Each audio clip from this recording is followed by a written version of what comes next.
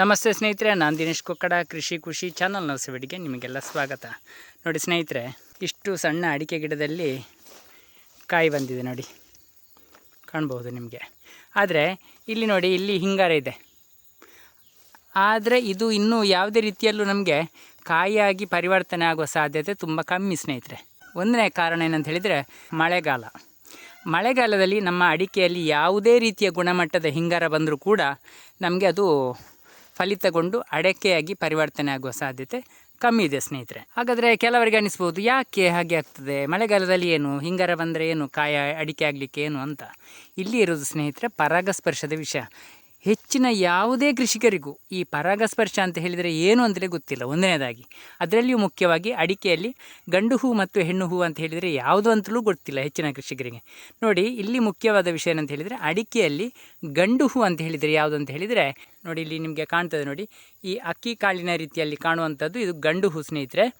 ಅದೇ ರೀತಿ ಹಿಂಗಾರದ ಬುಡದಲ್ಲಿ ಸಣ್ಣ ಸಣ್ಣ ಎಳೆ ಅಡಿಕೆಯ ರೀತಿಯಲ್ಲಿ ಕಾಣ್ತದೆ ನೋಡಿ, ಇದು ಹೆಣ್ಣು ಹೂ.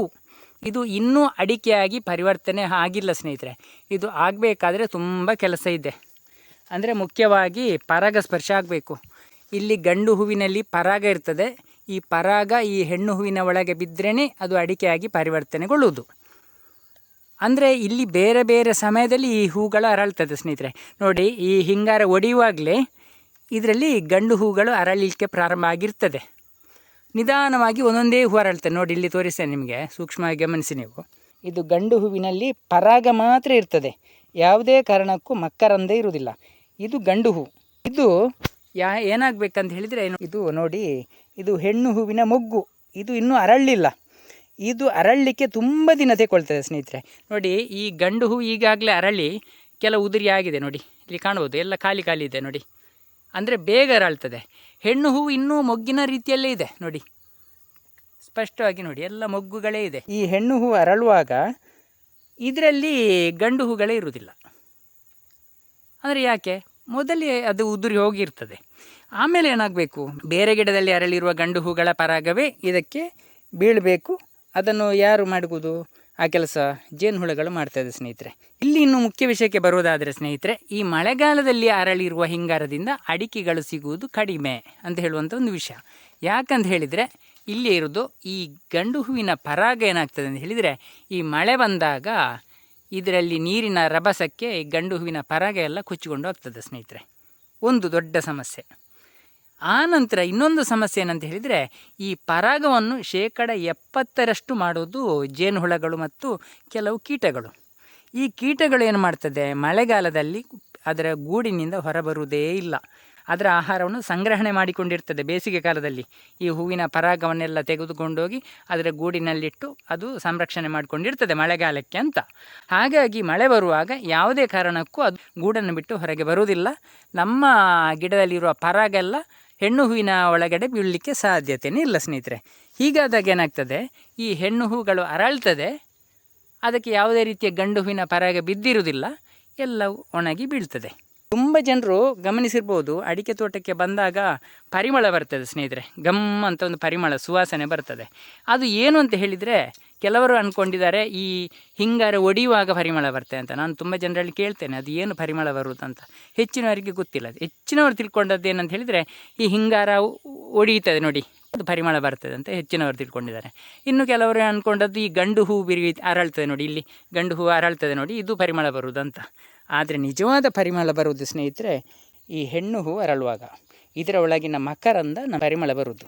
ಆಗ ಏನಾಗ್ತದೆ, ಜೇನುಹುಳಗಳು ಆಕರ್ಷಣೆಗೊಳ್ತದೆ. ಇದು ಸ್ಪಷ್ಟ ವಿಷಯ ಸ್ನೇಹಿತರೆ. ಈಚೆ ಹೂವನ್ನು ನೋಡಿ, ಅದು ಇನ್ನೂ ಮೊಗ್ಗಾಗಿದೆ, ಇದು ಅರಳಲಿಕ್ಕೆ ಪ್ರಾರಂಭ ಆಗ್ತಾ ಇದೆ. ಹೀಗಾಗಿ ಏನಾಗ್ತದೆ, ನಮಗೆ ಮಳೆಗಾಲದಲ್ಲಿ ಎಷ್ಟೇ ಒಳ್ಳೆಯ ಹಿಂಗಾರ ಬಂದ್ರೂ ಕೂಡ ನಮಗೆ ಅದು ಅಡಿಕೆಯಾಗಿ ಪರಿವರ್ತನೆ ಆಗುವ ಸಾಧ್ಯತೆ ಕಮ್ಮಿ. ಇನ್ನು ನೋಡಿ ಸ್ನೇಹಿತರೆ, ಇಲ್ಲಿರುವ ಅಡಿಕೆ ಗಿಡಗಳನ್ನು ನಾನು ನೆಟ್ಟ ನಂತರ ಯಾವುದೇ ರೀತಿಯ ಗೊಬ್ಬರವನ್ನು ನಾನಿಲ್ಲಿ ಹಾಕಿಲ್ಲ. ಎಲ್ಲ ಕಳೆಗಳೇ ನೋಡಿಕೊಳ್ತದೆ. ಇಲ್ಲಿರುವ ಜಮೀನಲ್ಲಿರುವಂಥದ್ದು ಎಲ್ಲ ನೋಡಿ, ಇಲ್ಲಿ ಗೊಬ್ಬರ, ಇಲ್ಲಿ ಗಮನಿಸಿ ನೀವು ನೋಡಿ, ಎಷ್ಟು ಎಲೆಗಳು ಒಣಗಿದ್ದು. ಇದು ಸ್ನೇಹಿತರೆ ನಿಜವಾದ ಎರೆಹುಳಗಳಿಗೆ ಅಥವಾ ಜೀವಿಗಳಿಗೆ ಆಹಾರ. ಈ ರೀತಿಯ ಒಣಗಿದ ಎಲೆಗಳು ಬಿದ್ದಾಗ ಇದು ಯಾವುದೇ ರೀತಿಯಲ್ಲೂ ಕೊಳೆಯುವುದಿಲ್ಲ, ಸ್ವಲ್ಪನೂ ಕೊಳೆಯುವುದಿಲ್ಲ. ಹಾಗಾಗಿ ಜೀವಿಗಳಿಗೆ ಒಳ್ಳೆಯ ಆಹಾರ ಸಿಗ್ತದೆ ಇದರಿಂದ. ಹಿಕ್ಕೆ ಮತ್ತು ಆ ಜೀವಿಗಳು ಸತ್ತಾಗ ನೋಡಿ ಇಲ್ಲಿ ಕಾಣ್ಬೋದು ನಿಮಗೆ, ಜೀವಿಯ ಹಿಕ್ಕೆ ನೋಡಿ ರಾಶಿ ರಾಶಿ ಇದೆ ಇಲ್ಲಿ ನಿಮಗೆ ಕಾಣ್ಬೋದು. ಆಡಿನ ಹಿಕ್ಕೆ ರೀತಿ ಇದೆ ನೋಡಿ, ಕಾಣ್ಬೋದು ನಿಮಗೆ ನೋಡಿ ನೋಡಿ ಇಲ್ಲಿ ಸ್ಪಷ್ಟವಾಗಿ ಕಾಣ್ಬೋದು ಯಾವುದೇ ಜೀವಿಯ ಹಿಕ್ಕೆ. ಅಂದರೆ ನಮಗೆ ಗೊತ್ತಿಲ್ಲ ಸ್ನೇಹಿತರೆ, ನಾವು ಅಂದ್ಕೊಂಡದ್ದು ಏನು ಕೇವಲ ಎರೆಹುಳ ಅಂತ. ಕೋಟಿ ಕೋಟಿ ಜೀವಿಗಳಿರ್ತದೆ ಸ್ನೇಹಿತರೆ ಮಣ್ಣಿನಲ್ಲಿ. ಈ ಕೋಟಿ ಕೋಟಿ ಜೀವಿಗಳಿದ್ದದ್ದು ನೋಡಿ ಇಲ್ಲಿ ನೇರವಾಗಿ ಅಡಿಕೆ ಬೇರುಗಳನ್ನು ನೋಡಿ, ಇಲ್ಲಿ ರಾಶಿ ರಾಶಿ ಬೇರುಗಳಿದೆ ನೋಡಿ, ಅಡಿಕೆ ಬೇರನ್ನು ಸ್ಪಷ್ಟವಾಗಿ ನೋಡಿ ಕಾಣ್ಬೋದು ನಿಮಗೆ ನೋಡಿ. ಅಡಿಕೆ ಮರ ಎಲ್ಲಿದೆ? ಅಡಿಕೆ ಮರ ದೂರದಲ್ಲಿದೆ ನೋಡಿ, ಇಲ್ಲಿದೆ, ಮತ್ತೊಂದು ಇಲ್ಲಿದೆ. ಇದು ಅಡಿಕೆ ಮರ ಅಲ್ಲ, ಅಡಿಕೆ ಗಿಡ. ಬೇರುಗಳೆಲ್ಲ ನೋಡಿ ಈ ಜಾಗದಲ್ಲಿದೆ ನೋಡಿ. ನಮ್ಮ ಜೀವಿಗಳು ಸತ್ತಾಗ ಗೊಬ್ಬರ ಆಗೋದು ಅಂತ ಹೇಳ್ತೇನೆ ನೋಡಿ. ನೋಡಿ ಇದೊಂದು ರೀತಿಯ ಜೀವಿ ಸತ್ತದ್ದು ನೋಡಿ, ಬಸವನ ಹುಳದ ಒಂದು ಕವಚ ಅದರದ್ದು ನೋಡಿ. ಈ ಶೆಲ್ಲಲ್ಲಿ ಎಷ್ಟು ಕ್ಯಾಲ್ಸಿಯಂ ಇರ್ಬೋದು ಅಂತ ನೀವು ಆಲೋಚನೆ ಮಾಡಿ. ಅಷ್ಟೇ ಅಲ್ಲದೆ ಈ ಜೀವಿ ಸತ್ತಾಗ ಅದರಲ್ಲಿರುವ ದೇಹದಲ್ಲಿರುವ ಪ್ರತಿಯೊಂದು ಪೋಷಕಾಂಶ ಕೂಡ ಈ ಮಣ್ಣಿಗೆ ಸೇರಿರ್ತದೆ. ಹೀಗಾದಾಗ ನಮ್ಮ ತೋಟಕ್ಕೆ ನಿಜವಾದ ಗೊಬ್ಬರ, ನೈಸರ್ಗಿಕ ಗೊಬ್ಬರ, ಯಾವುದೇ ರೀತಿಯಲ್ಲೂ ಹಣ ಕೊಟ್ಟು ಬೆಲೆ ಕಟ್ಟಲಿಕ್ಕೆ ಆಗದಂತಹ ಗೊಬ್ಬರ ಅಂತ ಹೇಳ್ಬೋದು. ಇದಕ್ಕೆ ನಾನು ಏನೂ ಖರ್ಚು ಮಾಡಲಿಕ್ಕಿಲ್ಲ ನೋಡಿ. ಹೆಚ್ಚಿನ ಕೃಷಿಕರೆಲ್ಲ ಏನು ಮಾಡ್ತೀರಿ, ಗೊಬ್ಬರ ಕೊಡುವಾಗ ಅದರ ಬುಡವನ್ನು ಅಗತ್ಯ ಮಾಡಿ ಅಡಿಕೆ ಗಿಡದ ಬೇರುಗಳನ್ನೆಲ್ಲ ತುಂಡರಿಸಿ ಎಲ್ಲ ಗೊಬ್ಬರ ಕೊಡೋದು ಅವೈಜ್ಞಾನಿಕವಾಗಿ. ಏನೆಲ್ಲ ಸರ್ಕಸ್ ಮಾಡಿ ಕೊಟ್ಟರೆ ಏನೂ ಲಾಭ ಇಲ್ಲ ಸ್ನೇಹಿತರೆ ಅಡಿಕೆ ಕೃಷಿಗೆ, ಅಥವಾ ಯಾವುದೇ ಕೃಷಿಗೂ. ಅಡಿಕೆ ಅಂತ ಹೇಳಲಿಕ್ಕಿಲ್ಲ, ಒಟ್ಟಾರೆ ಕೃಷಿಗೆ ಯಾವುದೇ ಕೃಷಿ ಮಾಡಿಕೊಂಡಿರಲಿ ನೀವು ನಮ್ಮ ಜಮೀನಿನಲ್ಲಿ ಬೇಕಾದಷ್ಟು ಕಳೆಗಳು ಮತ್ತು ಅದರ ಎಲೆಗಳು ಮತ್ತು ಬೇರೆ ಬೇರೆ ವಿಧದ ನೋಡಿ, ಇಲ್ಲಿ ನೋಡಿ ನೀವು ಒಂದು ಜಾಯಿಕಾಯಿ ಗಿಡ ನೆಟ್ಟು ಬಿಟ್ಟಿದ್ದೇನೆ ನೋಡಿ ಎಷ್ಟು ಚೆನ್ನಾಗಿ ಬರ್ತಾಯಿದೆ ಅಂತ ನೋಡಿ. ಈಗ ಪುನಃ ಮಧ್ಯದಲ್ಲಿ ಒಂದು ಚಿಗುರು ಬರ್ತಾಯಿದೆ ನೋಡಿ. ಯಾವುದೇ ರೀತಿಯ ನೆಟ್ಟ ಮೇಲೆ ಇದಕ್ಕೆ ಗೊಬ್ಬರ ಆಗಲಿ ಅಥವಾ ಗುಂಡಿ ಆಗಲಿ ಏನೂ ಮಾಡಿಲ್ಲ ನಾನು. ಎಷ್ಟು ನೈಸರ್ಗಿಕವಾಗಿ ಬರ್ತಾಯಿದೆ, ಎಷ್ಟು ಆರೋಗ್ಯಪೂರ್ಣವಾಗಿದೆ ಅಂತ ನೋಡಿ. ಒಂದು ಬಾಳೆ ಗಿಡ ನೆಟ್ಟಿದ್ದೇನೆ, ಇದು ನೇಂದ್ರ ಬಾಳೆ ಗಿಡ. ಮಾರುಕಟ್ಟೆಯಲ್ಲಿ ಉತ್ತಮ ಬೇಡಿಕೆ ಇರುವ ಒಂದು ಕಾಯಿ ನೋಡಿ. ಕಡಿಮೆ ಅಂತ ಹೇಳಿದರೂ ಇದೊಂದು 20 kg ಬರ್ತದೆ ಇನ್ನು ದೊಡ್ಡದಾದ ನಂತರ. ಬಾಳೆಯಿಂದ ನನಗೆ ಒಂದು 800 ರೂಪಾಯಿ ಅಂತೂ ಗ್ಯಾರಂಟಿ ಹಣ ಸಿಗ್ತದೆ ಸ್ನೇಹಿತರೆ.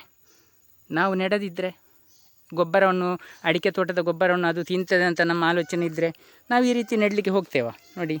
ಬಾಳೆ ಗಿಡ ನೆಟ್ಟರೆ ಎಷ್ಟೆಲ್ಲ ಲಾಭ ಅಂತ ಹೇಳಿದರೆ ಪೊಟ್ಯಾಷ್ ಉತ್ಪತ್ತಿ ಆಗ್ತದೆ ಮಣ್ಣಿನಲ್ಲಿ, ಅಷ್ಟೇ ಅಲ್ಲದೆ ನಮಗೆ ಹಣ ಕೂಡ ಉತ್ಪತ್ತಿ ಆಗ್ತದೆ ನೋಡಿ ಸ್ನೇಹಿತರೆ. ಒಂದು ಬಾಳೆ ನೆಟ್ಟರೆ ಎಷ್ಟು ವೆರೈಟಿ ಗೊಬ್ಬರ ಸಿಗ್ತದೆ ಅಂತ ಹೇಳಿದರೆ ನೋಡಿ, ಇಲ್ಲಿ ನನಗೆ ಒಂದು ನೋಡಲಿಕ್ಕೂ ಒಂದು ಖುಷಿ ಆಗ್ತದೆ, ಮತ್ತೊಂದು ನೆಮ್ಮದಿ ಕೂಡ ಇರ್ತದೆ ನೋಡಿ. ಒಂದು ಬಾಳೆ ಗಿಡದಿಂದ ಎಷ್ಟೆಲ್ಲ ವಿಧದ ತ್ಯಾಜ್ಯಗಳು ಬಿದ್ದಿದೆ ಅಂತ ನೋಡಿ. ಅದರ ಹೂವುಗಳು, ಆ ಬಾಳೆಯ ನೋಡಿ, ಇದು ಇಂಥದ್ದೆಲ್ಲ ಇದು ನೋಡಿ. ಇಲ್ಲಿ ಗೊಬ್ಬರ ಆದ ರೀತಿಯನ್ನು ನೋಡಿ ನೀವು, ಎಷ್ಟೆಲ್ಲ ಜೀವಿಗಳಿಗೆ ಆಹಾರ ಆಗಿದೆ ಅಂತ ಗಮನಿಸಿ ನೀವು. ಒಂದು ಬಾಳೆಯಿಂದ ಎಷ್ಟು ದೊಡ್ಡ ಗೊನೆ ಬಿಟ್ಟಿದೆ ಅಂತ ನೋಡಿ. ನಾವು ಯಾವುದೇ ಗಿಡಗಳನ್ನು ನಾಟಿ ಮಾಡದಿದ್ದರೆ ಅಡಿಕೆ ತೋಟದ ಗೊಬ್ಬರವನ್ನು ಹೀರ್ತದೆ ಅಂತ ನಾವೇ ಗಿಡಗಳನ್ನು ನಾಟಿ ಮಾಡದಿದ್ದರೆ ನಮ್ಗೆ ಯಾರಿಗೆ ನಷ್ಟ? ನಮ್ಮ ತಿಳುವಳಿಕೆಯ ಕೊರತೆ ಅಲ್ವ ಅದು. ಅಡಿಕೆ ತೋಟದಲ್ಲಿ ಯಾವುದೇ ರೀತಿಯ ಗಿಡಗಳನ್ನು ನೆಟ್ಟರೆ ನಮ್ಮ ಮಣ್ಣಿನಲ್ಲಿ ಗೊಬ್ಬರ ಹೆಚ್ಚಾಗ್ತದೆ ಹೊರತು ಸ್ನೇಹಿತರೆ ಯಾವುದೇ ರೀತಿಯಲ್ಲೂ ಕೂಡ ಗೊಬ್ಬರ ಕಡಿಮೆ ಆಗುವಂಥ ಪ್ರಶ್ನೆ ಬರೋದಿಲ್ಲ. ಅದಕ್ಕೆ ಕಾರಣ, ಅದಕ್ಕೆ ನೇರ ಉದಾಹರಣೆ ಅಂತ ಹೇಳಿದರೆ ಇಲ್ಲಿ ನಿಮಗೆ ಕಾಣುವಂಥದ್ದು ಇದೆಲ್ಲ ಮಣ್ಣಿನಲ್ಲಿ ಪೋಷಕಾಂಶವನ್ನು ಹೆಚ್ಚಿಸಿಕೊಳ್ಳುವಂಥ ವಿಧ ನೋಡಿ. ನೋಡಿ ಗಮನಿಸಿ ನೀವು, ಇಲ್ಲಿರೋ ಮಣ್ಣನ್ನು ಗಮನಿಸಿ ನೀವು ನೋಡಿ, ಎಷ್ಟು ಮೃದುವಾಗಿದೆ ನೋಡಿ, ಕೈಯಲ್ಲಿ ಬಗ್ಗದಷ್ಟು ಬರ್ತದೆ ನೋಡಿ. ಈ ಮಣ್ಣನ್ನು ಗಮನಿಸಿ ನೀವು ಮುಖ್ಯವಾಗಿ ನೋಡಿ. ಇದರಲ್ಲಿ ಸಾರಜನಕ, ರಂಜಕ, ಪೊಟ್ಯಾಷ್ ಅಷ್ಟೇ ಅಲ್ಲದೆ ಲಘು ಪೋಷಕಾಂಶ ಅಂತ ಹೇಳ್ತೇವೆ. ತುಂಬ ವಿಧದಿದೆ, ಒಂದು 50-60 ಬಗೆದಿದೆ ಅದು ಲಘು ಪೋಷಕಾಂಶ ಅಂತ. ಅದೆಲ್ಲ ಅತಿ ಹೆಚ್ಚಾಗಿ ನನ್ನ ತೋಟದ ಜಮೀನಿನಲ್ಲಿದೆ. ಇದಕ್ಕೆಲ್ಲ ಕಾರಣ ಏನಂತ ಹೇಳಿದರೆ ನಾವು ನೆಟ್ಟಂತಹ ಎಡೆಗಿಡಗಳು, ಅದರ ಎಲೆಗಳು ಎಲ್ಲ ಸೇರಿಕೊಂಡು ನಮ್ಮ ಜೀವಿಗಳಿಗೆ ಆಹಾರವನ್ನು ಒದಗಿಸಿಕೊಡ್ತದೆ, ನಮ್ಮ ತೋಟದಲ್ಲಿ ಗೊಬ್ಬರವನ್ನು ಹೆಚ್ಚಿಸಿಕೊಡ್ತದೆ ನೋಡಿ. ಈ ರೀತಿ ಇಳುವರಿಯನ್ನು ನಮಗೆ ಮಾಡಿಕೊಡ್ತದೆ ನೋಡಿ. ಏನಾದರೂ ಕೊರತೆ ಆಗಿದಾ? ಹಾಗಂತ ಎಲ್ಲ ಗಿಡದಲ್ಲಿ ಹೀಗೆ ಇರ್ತದೆ ಅಂತಲ್ಲ ಸ್ನೇಹಿತರೆ. ನೋಡಿ ಇಲ್ಲಿ ಪಕ್ಕದ ಗಿಡವನ್ನು ಗಮನಿಸಿ, ಇದು ಸತ್ತೇ ಹೋಗಿದೆ ನೋಡಿ. ನನಗೇನು ಟೆನ್ಷನ್ ಇಲ್ಲ, ನನಗೇನು ಚಿಂತೆ ಇಲ್ಲ, ಯಾಕೆ ಸತ್ತಿದಂಥ ಅಗತ್ಯನೇ ಇಲ್ಲ ಸ್ನೇಹಿತರೆ. ನಾನು ಏನು ಮಾಡಿದ್ದೇನೆ ಅಂತ ಹೇಳಿದರೆ, ಸತ್ತಿತಾ ನಂದು ಅತಿ ಸರಳವಾದ ವಿಧಾನ ಏನಂತ ಹೇಳಿದರೆ, ಬುಡದಲ್ಲಿ ಒಂದು ಗಿಡವನ್ನು ಇಟ್ಟು ಬಿಡೋದು ನೋಡಿ. ಪುನಃ ಬರ್ತಾಯಿದೆ ನೋಡಿ, ಏನೂ ಖರ್ಚು ಮಾಡಲಿಲ್ಲ. ಒಂದು ಸಣ್ಣ ಗುದ್ದಲಿಂದ ಒಂದು ಅಡಿಕೆ ಗಿಡವನ್ನು ತಂದು ಅದರ ಬುಡದಲ್ಲಿ ಇಟ್ಟುಬಿಟ್ಟಿದ್ದೇನೆ ನೋಡಿ, ಎಷ್ಟು ಚೆನ್ನಾಗಿ ಪುನಃ ಬರ್ತಾಯಿದೆ ಅಂತ. ನಾವು ಇದನ್ನು ಯಾಕೆ ಸತ್ತಿತು, ಏನು ಕತೆ ಅಂತ ನಾವು ಚಿಂತೆ ಮಾಡ್ತಾ ಕೂತ್ರೆ ನಮ್ಮ ಆರೋಗ್ಯ ಮತ್ತು ನಮ್ಮ ಸಮಯ ಹಾಳು ಸ್ನೇಹಿತರೆ. ಯಾರಲ್ಲೂ ಕೇಳಬೇಕಂತ ಅಗತ್ಯನೇ ಇಲ್ಲ. ಅಡಿಕೆ ಗಿಡ ಸತ್ತರೆ ಇನ್ನೊಂದು ನಾಟಿ ಮಾಡೋದು, ಅಷ್ಟೇ ನಮ್ಮ ಕೆಲಸ. ಇಲ್ಲಿ ಅಡಿಕೆ ಗಿಡನೇ ನಾಟಿ ಮಾಡಬೇಕಂತಲೂ ಇಲ್ಲ ಸ್ನೇಹಿತರೆ, ನಿಮಗೆ ಇಷ್ಟ ಇದ್ದರೆ ಬೇರೆ ಯಾವುದೇ ರೀತಿಯ ಗಿಡಗಳನ್ನು ಕೂಡ ನಾಟಿ ಮಾಡ್ಬೋದು. ಆದರೆ ಅಡಿಕೆ ಗಿಡದ ಒಳಗಡೆ ಬೇಕಾದಷ್ಟು ಖಾಲಿ ಜಾಗ ಇರುವುದರಿಂದ ನಾವು ಸತ್ತ ಜಾಗಕ್ಕೆ ಅಡಿಕೆ ಗಿಡವನ್ನೇ ನಾಟಿ ಮಾಡುವ. ಯಾಕಂತ ಹೇಳಿದರೆ ನಮಗೆ ಅಡಿಕೆ ಗಿಡ ಕೂಡ ಬೇಕು, ಅದು ಕೂಡ ಮುಖ್ಯವೇ ನಮ್ಮ ಕೃಷಿ.